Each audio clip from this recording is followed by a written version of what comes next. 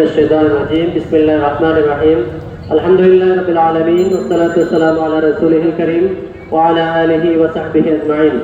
সম্মানিত উপস্থিতি, আপনারা মেহমানবৃন্দের কথা শুনবেন। আমি আপনাদের কাছে 2 থেকে 3টি প্রশ্ন রেখে আমার কথা শেষ করব।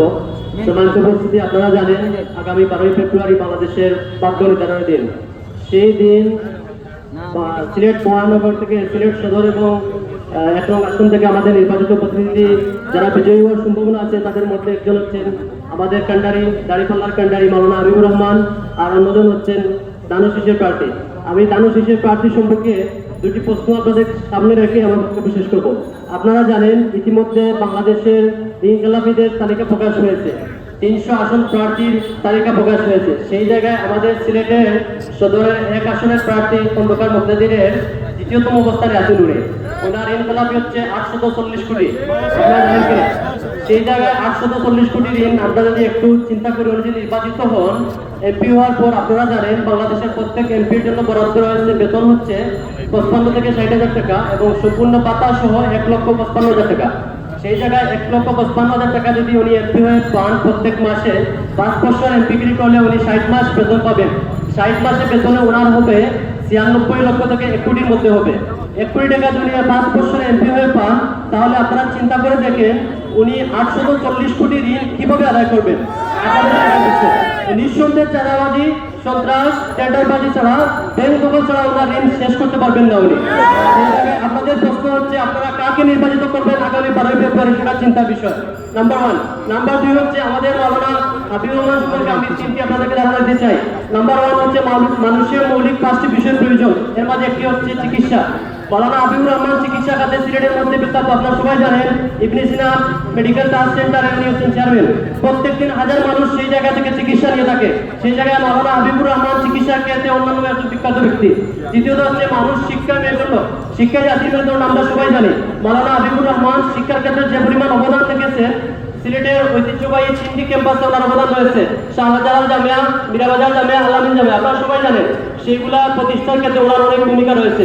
সেই জন্য আগামী 12 তারিখ আমরা নির্ধারণ করব সিলেটের ভাগ্য, আমরা নির্ধারণ করব আমাদের সিলেটের উন্নয়নের ভাগ্য, আমরা নির্ধারণ করব আমাদের আগামীর সিলেটের কান্ডারি কে হবে।